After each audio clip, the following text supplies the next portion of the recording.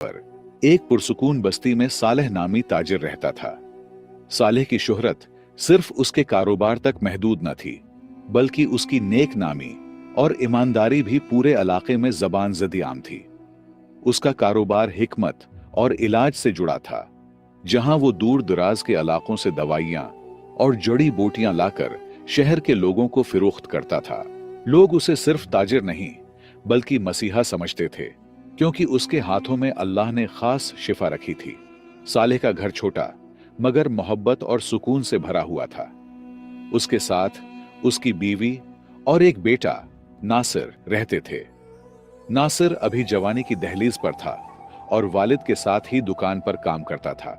वो बाप के नक्शे कदम पर चलते हुए न सिर्फ कारोबार सीख रहा था, बल्कि बाप की सच्चाई, मेहनत और खिदमते खल्क के औसाफ भी अपने अंदर समू रहा था। बाप बेटे की ये जोड़ी हर साल एक बार पहाड़ों और करीबी शहरों का सफर करती, जहां से वो नायाब जड़ी बूटियां और दवाइयां लाते। सालेह की दुकान आम दुकानों से मुख्तलिफ थी। वहां न सिर्फ दवाइयां बिकती थीं, बल्कि मरीजों के लिए हौसला अफजाई और दुआएं भी मिलती थीं। वो कभी मरीजों से ज्यादा पैसे ना लेता, बस इतने कि घर का चूल्हा जलता रहे। यही वजह थी कि उसकी दुकान पर हमेशा रश लगा रहता और लोग उस पर पूरा भरोसा करते थे।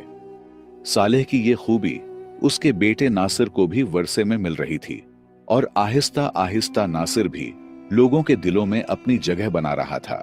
नासिर अक्सर दुकान पर बैठते हुए अपने दिल की बात जबान पर ले आता। वो मासूमियत से बाप से कहता, अब्बा, आप तो शहर के सबसे बड़े और नामवर हकीम हैं। लोग आप पर सबसे ज्यादा भरोसा करते हैं, फिर भी आप इतना कम मुआवजा क्यों लेते हैं? देखिए ना, शहर के दूसरे हकीम जिनकी पहचान भी इतनी नहीं, वो आपसे कई गुना ज्यादा पैसे लेते हैं और लोग मजबूर होकर उन्हें देते भी हैं। नासिर की ये बात सुनकर सालेह मुस्कुरा देता, जैसे बेटे की फिक्र और दुनियावी हिसाब समझता हो, लेकिन दिल के किसी कोने में उसे खुशी भी होती कि नासिर उसके काम को गौर से देखता है। सालेह ने नासिर को समझाते हुए बोले, बेटा, याद रखना, असल शिफा दवा में नहीं बल्कि अल्लाह के हुक्म में होती है। अगर हकीम के हाथ लालच और जुल्म से रंगे हो तो फिर चाहे वो कितनी ही कीमती दवा क्यों न दे, इसमें शिफा नहीं हो सकती। मरीज के दिल से निकली हुई दुआ और हकीम की नीयत ही असल इलाज है। हिकमत का सबसे बड़ा उसूल इंसाफ और इंसानियत है। जिस दिन ये दोनों हाथ से निकल गए, उस दिन हिकमत भी महज धंधा बन जाती है।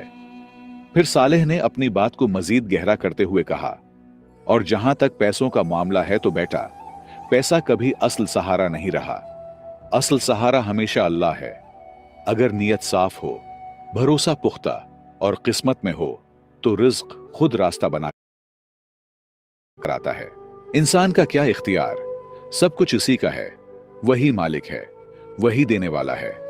बस तो यही सीख कि इंसान के हाथ सिर्फ खिदमत के लिए हैं, देने वाला सिर्फ अल्लाह है। नासिर खामोश होकर ये सब सुनता, मगर दिल में अपने बाप की बातों की रोशनी उतारता रहता। नासिर बाप की बातें तो खामोशी से सुन लेता, मगर दिल में एक उलझन बाकी रहती।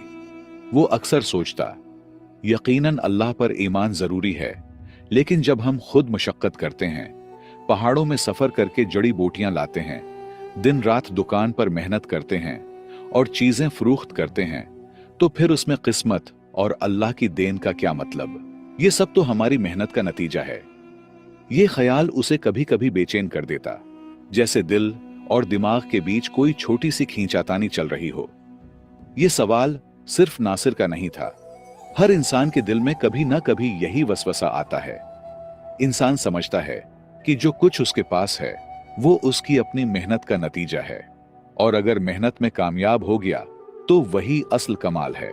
लेकिन साथ ही दिल के किसी कोने में यह भी सवाल उठता है कि अगर सब कुछ मेहनत पर है तो फिर अल्लाह पर यकीन और किस्मत में लिखने का फायदा क्या हुआ? क्या ईमान रखने वाला और न रखने वाला बराबर नहीं हो जाते? और अगर अल्लाह वाकई देने वाला है तो फिर वो यकीन रखने वालों को ज्यादा शान और शौकत क्यों नहीं देता? ऐसे ही सवाल नासिर के दिल में भी हलचल मचाते रहे। लेकिन कहानी यहीं खत्म नहीं होती। नासिर को अभी वो दिन देखना बाकी थे जब उसके सवालों के पर्दे उठने लगेंगे। वक्त का पहिया यूं ही घूमता रहा। सालेह अपनी सादा जिंदगी और कमाई पर किनात करता रहा, जबकि नासिर के दिल में ज्यादा पैसों की ख्वाहिश और लालच आहिस्ता आहिस्ता जड़ पकड़ती गई। वो ये सोचने लगा कि शायद दुनिया में तरक्की करने के लिए ज्यादा कमाना और दौलत समेटना ही असल कामयाबी है। दिल में अल्लाह पर यकीन तो मौजूद था, मगर उस पर वसवसों का साया गहरा होता जा रहा था।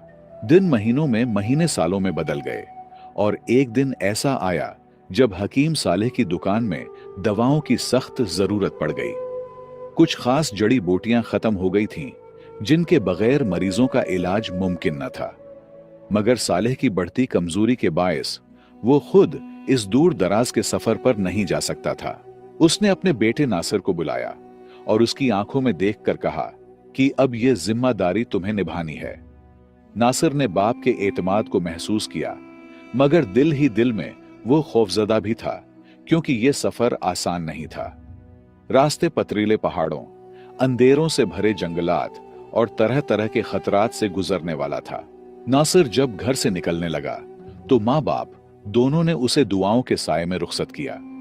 चलते वक्त सालेह ने उसे एक आखिरी नसीहत की, बेटा याद रखना, जब कभी तुम्हें कोई रास्ता न मिले, जब हर तरफ अंधेरा छा जाए और सारे दरवाजे बंद नजर आएं, तो अल्लाह को पुकारना। वही मालिक है, वही मददगार है।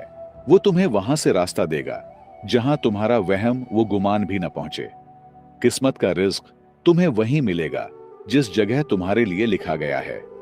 ये अल्फाज नासिर के दिल में उतर तो गए, मगर उसके जहन में अभी भी सवाल बाकी थे। वो दुआ और वसवसों के साथ सफर पर रवाना हो गया। नासिर ने वालिद की नसीहत को दिल से ना लिया और रुखसत होते वक्त बस रस्मी सा सर हिलाकर चल पड़ा। वो अपने इरादे और जवानी के जोश पर भरोसा करता था। उसके नजदीक कामयाबी महज अपनी हिम्मत और मेहनत का नतीजा थी। 3 दिन के मुसलसल सफर के बाद वो उंदलस से निकलकर मौजूदा पुर्तगाल की सरहद पार करता हुआ स्पेन के एक शहर में पहुंच गया। वहां एक पुरानी सी सराय में ठहरा, खाना खाया और रात आराम से गुजारी ताकि अगले दिन के तवील सफर के लिए तैयार रह सके। उसके जहन में यही ख्याल था कि बस मैं हूं और मेरी मेहनत, बाकी सब बातें वहम हैं। अगली सुबह फज्र की अजान गूंजने लगी तो नासिर ने अपना सामान और घोड़ा तैयार किया और नए सफर की राह ली। उसके सामने वो लंबा रास्ता था जो खतरनाक जंगलात और तवील सहराओं से गुजरकर उसे मतलूबा शहर तक ले जाता।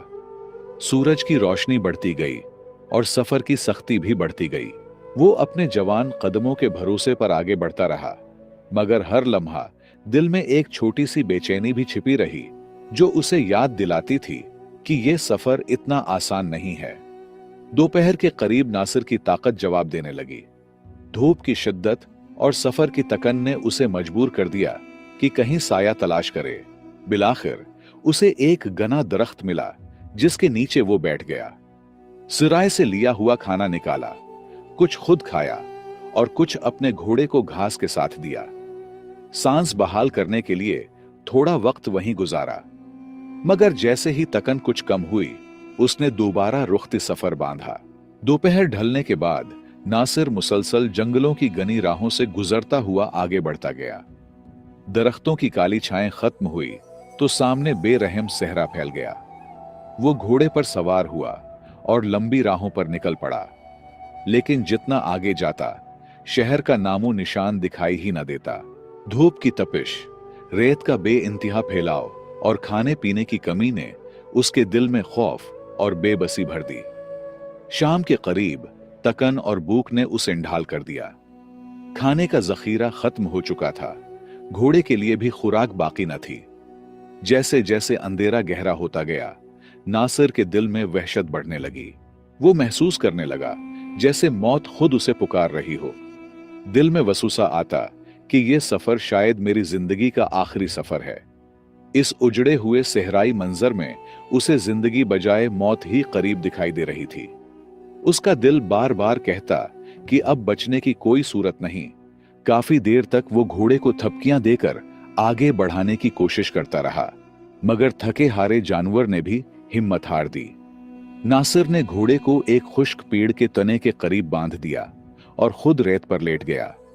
उसकी आंखों में अंधेरे और वहशत का साया छा चुका था। दिल में ख्याल आया, अब तो यह सहरा ही मेरा अंजाम होगा। मेरा जिस्म भी मजीद तकलीफ बर्दाश्त नहीं कर सकता, घोड़ा भी दम तोड़ देगा। फिर ये वहशी सहराई जानवर मेरे और घोड़े दोनों के बाकी जिस्म नोच कर खा जाएंगे। यहां मेरा कौन मददगार है? कौन है जो मुझे बचाएगा? खौफ और तकन ने नासिर को घेर रखा था, मगर इसी आलम में उसे बाप की नसीहत याद आ गई।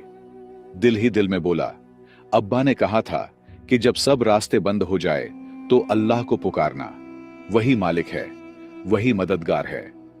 यह सोचकर नासिर के दिल में एक हल्की सी हिम्मत जागी। उसने फैसला किया कि वो अल्लाह के हुजूर झुकेगा। वो घोड़े के पास गया और पानी का छोटा मटका उठाया। अंदर इतना ही पानी बचा था कि या तो पी सकता था या वुजू कर सकता था। ये एक नई आजमाइश थी। पानी पी लेता तो कुछ देर जिंदगी बाकी रहती, और अगर वुजू करता तो पानी खत्म हो जाता और प्यास से मौत यकीनी लगती। लम्हा भर को नासिर के दिल में खौफ बढ़ गया, मगर फिर उसने सोचा, अगर अल्लाह ने मेरी किस्मत में जिंदगी रखी है तो वो कोई वसीला भेजेगा, लेकिन नमाज छोड़कर नहीं। बेहतर है कि ये पानी वुजू पर खर्च करूं, बाकी रिस्क का फैसला अल्लाह पर छोड़ता हूं। याद रखें, अगर कभी ऐसी जगह और वक्त आ जाए जहां पानी ना हो या इतना ही हो जो जिंदगी बचाने के लिए जरूरी हो, तो नमाज के लिए तेमुम करना ही बेहतर है। पानी पीना चाहिए ताकि जान बच सके। लिहाजा नासिर ने वुजू किया और मगरिब की नमाज अदा करने के बाद 2 रकात नफल भी पढ़े। सजदे में गिरकर दिल की गहराइयों से दुआ की। आंखों से आंसू बहने लगे। वो रोते हुए बोला, ऐ अल्लाह, तो ही मेरा सहारा है, तो ही मेरा राज़िक है। अगर आज रात मेरे नसीब में खाना लिखा है तो मुझे दे दे। अगर मैं उंदलस में होता तो खा लेता, तो ही मेरा मालिक है, वही नसीब यहां भी उतार दे। नासिर दुआ के बाद बेहाल जमीन पर लेट गया। चारों तरफ खौफनाक सहरा की खामोशी थी, जहां ना कोई बस्ती थी, न कोई आदमी, सिर्फ अंधेरा और मौत का साया उस पर झुका हुआ था। दिल में खौफ और आंखों में बेबसी थी।